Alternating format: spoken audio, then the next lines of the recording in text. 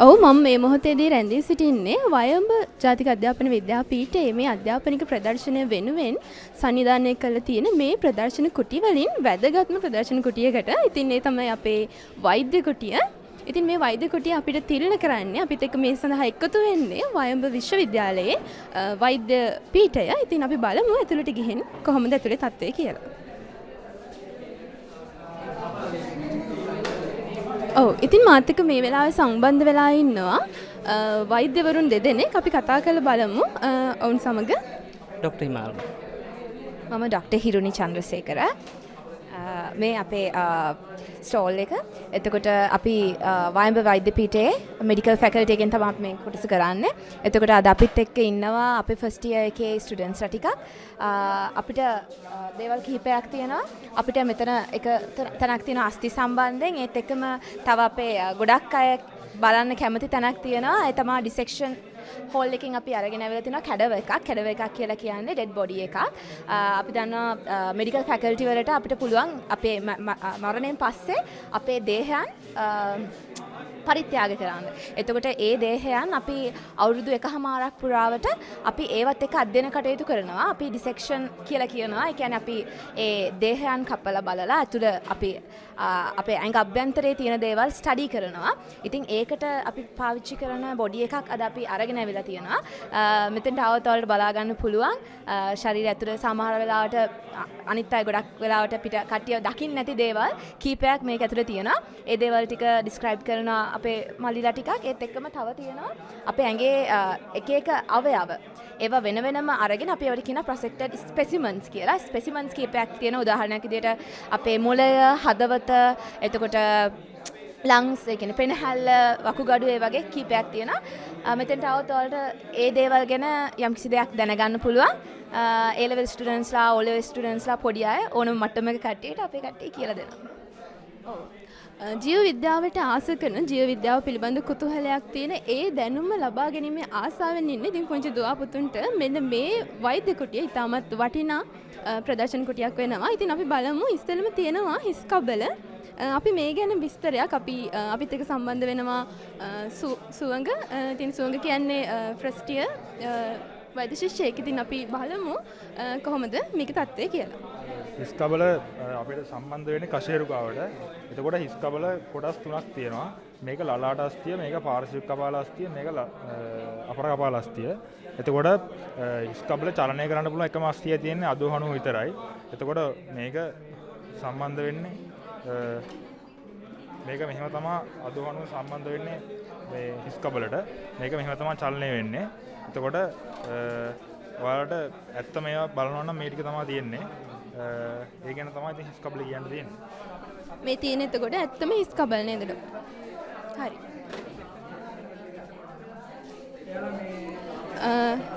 ඔව් මේ වෙලාවේදී අපි ඇවිත් තින්නේ මෙතන තියෙන්නේ අස්ථි සම්බන්ධව. ඉතින් අපි ඒ පිළිබඳව විස්තර අහමු.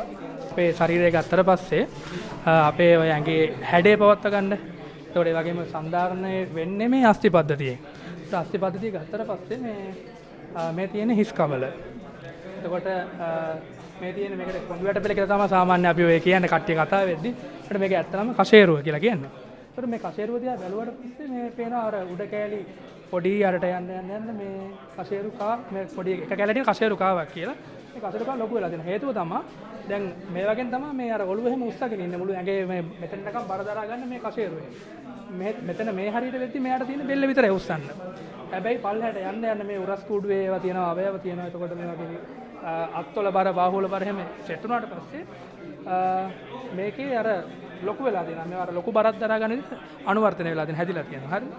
එතකොට මේ තියෙන උරස් කූඩු මේ අතේ හියුමරස් එක කියලා කියන්නේ නම් ටිකක් තියෙනවා. එතකොට ඊළඟ තමයි මේ තියෙන්නේ කකුලක බෝන් එකක්. ඒ කියන්නේ මේක වම් කකුලේ පියම එක කියලා කියන්නේ. පියම එකක් හරිද? ඒතර මේ තියෙන්නේ ඒ වගේම දකුණු කකුලේ පියම එක. හැබැයි මේ දෙක දිහා බැලුවහම මේ වෙනසක් වෙනවා. එකක් නිකන් අර නිකන් ලොකු වෙලා වගේ අර අමුතුවර ලස්සන ගතියක් නේ කැතයි වගේ පොඩ්ඩක් වෙනවනේ. හේතුව තමයි දැන් සමහර මිනිස්සුයෝ ඉන්නවනේ. සමහර විට ඇක්සිඩන්ට් වෙනවා. නැත්තම් ගහකින් හරි කොහොම හරි වැටිලා කකුල් එහෙම කැඩෙනවා. කකුල් අත පය වගේ හැදෙනවා. වගේ මේ තියෙන්නේ ඒ වගේ කැඩුණු අස්තියක් හරිද? එතකොට කැඩුණු අස්තිය ආපහු සමහරට ප්ලේට් දානවා. නැත්නම් සිංහල බෙහෙතර කොහොම හරි කරලා අස්තිය ආපහු අපි පෑහෙනවා කියලා කියන්නේ. ඒ වගේ මේ තියෙන එහෙම අර පෑහෙන ගමන් තියෙන අස්තියක්. හරිද? එතකොට ඒ අස්තිය හැදීගෙන යන්නේ සාමාන්‍ය අපි මෙහෙම අස්තිය තිබ්බට පස්සේ අර කැඩුණ තැන ඉඳන් අර අස්තිය බර වැටෙන තැන තියෙන. එතන ඉඳන් අර මේ කොහොමත් මේ අස්තිය ඔක්කොම ඉන්නේ කැල්සියම් වලින්.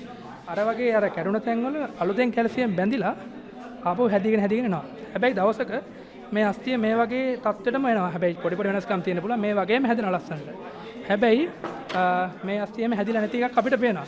ඒකට හේතුව තමයි ඒ මිනිස්සයා ඒක හැදෙන්න කලින් මේ නැතිලා තියෙනවා. ඒතකොට සාමාන්‍ය ඊළඟ කාරණාව තමයි මේ සාමාන්‍ය අපේ ඇඟේ වැඩිපුරම කැඩෙන්න පුළුවන් බෝන් එක තමයි මේක.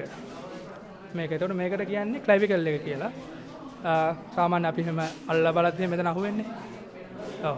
මෙතනින් අර අල්ලපදි ක්ලැවිකල් එක අහුවෙනවා. මේක තමයි සාමාන්‍ය වැඩිපුරම කැඩෙන්නේ. ගොඩක් කරලා ෂෝල්ඩර් එක බිම වදින්න වැටෙන වෙලාවල වලටම මේක තමයි කැඩිලා යන්නේ. එතකොට මේ තියෙන්නේ හිස් කබලක්. මේකට කපාලය කියලා කියන්නේ මෙහෙම තමයි වැහෙන්නේ. ඇතුලේ තමයි මොලේ එහෙම තියෙන්නේ. එතකොට මේ තියෙන්නේ අපේ මුළු ඔළුවෙන්ම ගත්තට පස්සේ හොල්ලන්න පුළුවන් එකම බෝන් එක. දැන් අපි අත් එහෙම ගත්තට පස්සේ අත් එහෙම මේ වගේ ජොයින්ට් තියෙනවා හොල්ලන්න පුළුවන්. ඕන විදියක් කරන්න පුළුවන්. හැබැයි අපිට ඔළුවේ හොල්ලන්න පුළුවන්. මෙතනින් උඩ ගෑල්ලේ හොල්ලන්න පුළුවන් මේ යටි හනුවේ බෝන් එක විතරයි. ඇක්සර් එක කියන්නේ. ස්තුතියි අපිට තොරතුරු ලබා දුන්නට. ඉතින් අපිත් එක්ක සම්බන්ධ වෙන තවත් වෛද්‍ය ශිෂ්‍යයෙක්. ඉතින් අපි බලමු මේ පිළිබඳ තොරතුරු. එතකොට මේ තියෙන්නේ වග්ගඩොක හරස් කඩයක්. මේ ඔයගලන්ට බලා ගන්න පුළුවන්. එතකොට මේ වග්ගඩුවේ මේ වටේ තියෙන වෘක්ක බාහිකය, මැද මජ්ජාව, ඊට පස්සේ ශ්‍රෝණිය. වග්ගඩුවෙන් කියන්නේ ලේ පිරිසිදු කිරීම. ඒ කියන්නේ බහිශ්‍රව, ලේවල තියෙන බහිශ්‍රව, අපද්‍රව්‍ය ඔක්කොම අයින් කරලා ඊට පස්සේ මුත්‍රාශය, මුත්‍රාවාහිනී, මුත්‍රාශ්‍රයස් ඒවා පිට කරන එක තමයි මේ වග්ගඩුවෙන් කරන්නේ. එතකොට ඔයගොල්ලෝ අහලා තියෙනවා මුත්‍රාගල්. ඒ මුත්‍රාගල් ගත්තොත් මුත්‍රාගල් තැන්පත් වෙන්නේ මජ්ජම ශ්‍රෝණි වාහිනී වැනි ප්‍රදේශවල. මුත්‍රාගල් එතන තමයි තැන්පත් වෙන්නේ. මුත්‍රාගල් හැදෙන්නේ කැල්සියම් ඔක්සලේට් වැනි බහුල අධික කැම ආහාර වල ගත්තොත්. අහලා තියෙනවද හාල් මැස්සොයි තක්කාලි එකට කන්න එපා කියලා? මොකද හාල් මැස්ස වල කැල්සියම් තියෙනවා, තක්කාලි වල ඔක්සලේට් තියෙනවා. මේ දෙක එකට කෑවොත් කැල්සියම් ඔක්සලේට් මුත්‍රාගල් වල සංයෝග. එතකොට මෙතන තැම්පත් වෙනවා. මුත්‍රාගල් තැම්පත් වුණොත් ලොකු ගල් නම් අපිට පුළුවන් ලේසර් ට්‍රීට්මන්ට් මගේ ඒවා පුපුල්ලා අපි කියන්නේ ඒකට ලිතොට්‍රිප්සි ට්‍රීට්මන්ට් එක. ඒකින් අපිට පුළුවන් පුපුල්ලා ඒවා අයින් කරන්න. නැත්නම් අපිට පුළුවන් පොඩි ගල් නම් බෙහෙත් මගින් ඒවා මේ දිය කරලා අපිට පුළුවන් ඒවා අයින් කරන්න. එතකොට මේ තියෙන්නේ ස්ත්‍රී ප්‍රජනන පද්ධතියේ කොටස. එතකොට මේ තියෙන්නේ පල්ලෙහා කොටස ඉඳන් ගත්තොත් මේ තියෙන්නේ යෝනි මාර්ගයේ, මේ තියෙන්නේ ගර්භාෂය, මෙතන තමයි කලලය පිහිටන්නේ. එතකොට මේ තියෙන සර්විස් රීජන් එක, මේ තියෙන්නේ ෆැලෝපියන් නලය, මේ කොනෙන් ඉන්නේ මේ තියෙන ෆැලෝපියන් නලය. ඊට පස්සේ ඒක ලිම්බ කෝෂයට තමයි සවි වෙන්නේ. එතකොට ලිම්බ කෝෂයෙන් තමයි එක් සෙල් එක හැදිලා දවස් 28 එක් සෙල් එක හැදිලා ෆැලෝපියන් නලයෙන් ගර්භාෂයට පැමිණ ස්පර්ම් එකක් තිබ්බේ නැත්තම් ඒක ඊට පස්සේ යෝනි මාර්ගය හරහා ඒක පිට වෙනවා මේ යුටේරස් වෝල් ඩිග්‍රඩේෂන් එකත් එක්ක.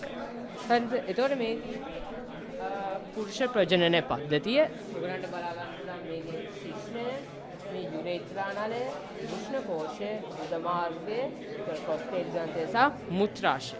එතකොට මුත්‍රාශය මේ යුරේත්‍රා නලය හරහා ශිෂ්ණය පිට වෙනවා. එතකොට මේ වෘෂ්ණ කෝෂය ඔයගලන්ට කියන්නේ වාස් දෙකම යන නලය යුරේත්‍රා නලයට සවිවි ඊට පස්සේ ස්පර්ම්ස් වෘෂණ කෝෂ ස්පර්ම්ස් හදන ඒවා ඊට පස්සේ ශිෂ්ණය පිට වෙනවා. තොරතුරු ලබා දුන්නට බොහොමත් ස්තුතියි.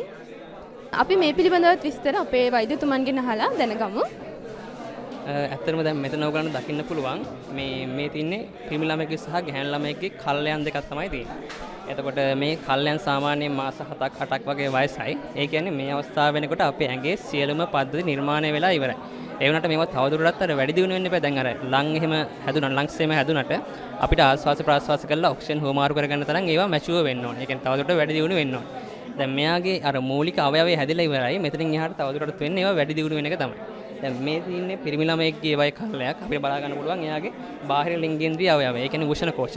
මේවා බාහිරයට ඇවිල්ලා තියෙනවා. ඒ කියන්නේ මුලින් තියෙන අංග අභ්‍යන්තරය. අර ශුක්‍රාණු නිපදවන්න ඕනේ අඩු උෂ්ණත්ව පරිසරයකට ඔරොත්තු වෙන විදිහට ඒවා බබා ඉපදෙන ලඟ වෙනකොට මේ උෂ්ණ කෝෂ තුළට එනවා. ඒ කියන්නේ ගාභ්‍යන්තරයෙන් තමයි මුලින් එන්නේ. ඊට පස්සේ එහා පැත්තේ තියෙනවා මේ ඒක තියෙන ගෑනු ළමයෙක්ගේ මේ කල්ලයක්. මේ දෙන්නම බබා ඉපදෙන්න කලින් අම්මගේ බඩ ඇතුලේදී ඩෙත් වෙලා තියෙනවා. එතකොට අපි කරන්නේ දැන් එහෙම බෙත් වුණාට පස්සේ ඒ කල්ලය අරන් මෙතන තියෙනවා ග්ලිසරින් ෆෝමලින් අඩංගු ද්‍රාවණයක්. ඒවයි තව ද්‍රාවණ තියෙනවා. ඒ ද්‍රාවණයේ සංයුතිය අනුව මේක බබාට හානියක් නොවේ. මේව සංරක්ෂණය කරලා මේ විදිහට තියාගන්න පුළුවන් ගොඩක් කල් තිස්සේ. මේ කල්යන් දෙක තමයි මෙතන පෙන්වලා තියෙන්නේ. ස්තුතියි ඩොක්ටර්. ආහාර ජීවන පද්ධතිය ගත්තම ආහාර ජීවන පද්ධතිය ප්‍රධාන වශයෙන් ගත්තම අපි මුඛයෙන් අපි ආහාර අනුභව කිරීම සිදු කරනවා. මුඛයෙන් ආහාර අනුභව කිරීමට පස්සේ අපි ශ්ලේෂ්මල ස්‍රාව වෙනවා, කේට ග්‍රන්ථි තියෙනවා. කේට ස්‍රාවය වෙලා මොකද වෙන්නේ? මේ කේටය හරහා අපේ ආහාරයේ ගුලියක් බවට පත් කරලා ඒක ප්‍රධාන වශයෙන් ග්‍රසනිකාවට එනවා. ග්‍රසනිකාවට එවුවට පස්සේ මොකද වෙන්නේ? ග්‍රසනිකාව හරහා ඒක අපිජීවිකාව කියලා තියෙන ව්‍යුහයක්. ඒ ව්‍යුහය හරහා මොකද වෙන්නේ? ඒක අන්නස්රෝතයේ දෙසට තල්ලු කිරීම සිදු වෙනවා. අන්නස්රෝතය හරහා ඒක කෙලින්ම එන්නේ අපේ ආමාශය කියන මෙන්න මේ පේශිමය මල්ලක් වගේ ව්‍යුහයට. මේ ආමාශය තුල අපේ ආහාර තාවකාලිකව ගබඩා කරලා තියා ගන්නවා. මේක අපි කන්න මොකද වෙන්නේ? ආමාශය පුළුල් වීම සිදු වෙනවා. ආමාශයෙන් ඇතුළේදී සාමාන්‍ය ප්‍රධාන වශයෙන් ප්‍රෝටීන් ජීර්ණ කෘත්‍ය ආරම්භ වීම සිදු වෙනවා. ආමාශයෙන් පස්සේ මෙන්න මෙම C හැඩ ඇති ව්‍යුහයක් කරහා අපේ ආමාශය සම්බන්ධ වෙනවා අපේ ශුද්ධාන්තයට. ශුද්ධාන්තය කියන්නේ කුඩා බඩවැල සාමාන්‍ය වශයෙන් කිව්වොත්. එතකොට මේ කුඩා බඩවැල ගත්තම සාමාන්‍යයෙන් මීටර් 7කට ආසන්න ප්‍රමාණයක් දිගයි මේක. නමුත් ඕගොල්ලන්ට මෙතන බලපුවම එහෙම දෙයක් පේන්නේ නැහැ. මොකද මේක එතිලා තියෙන හින්දා මේ එතකොට මොකද වෙන්නේ? මේක ශුද්ධාන්තය ඇතුලේ ප්‍රධාන වශයෙන් සිදු වෙන්නේ අපි කාපු කෑම වල එන්සයිම ගණනාව ස්‍රාවය වෙනවා. එන්සයිම ස්‍රාවය වෙලා මොකද වෙන්නේ? අපි කාපු කෑම වල ජීර්ණ අන්තඵල තියෙන්නේ. ජීර්ණ අන්තඵල අපේ රුධිරයේ දෙසට මේ අවශෝෂණය කිරීම කෘත්‍ය ප්‍රධාන වශයෙන් සිදු වෙනවා. ඊට පස්සේ මේ ශුද්ධාන්තය සම්බන්ධ වෙනවා අපේ මහාන්ත්‍රයට. ඒ මහාන්ත්‍රයට සම්බන්ධ වෙන ප්‍රදේශය නම් අපිට හරියට මෙතනදී බලා ගන්න විදියක් නැහැ. මහාන්ත්‍රයේදී ප්‍රධාන වශයෙන් සිදු වෙන්නේ අපේ ජලය අවශෝෂණය කිරීමේ අපේ ඇඟට වතුර අවශෝෂණය කිරීමේ කෘත්‍යය.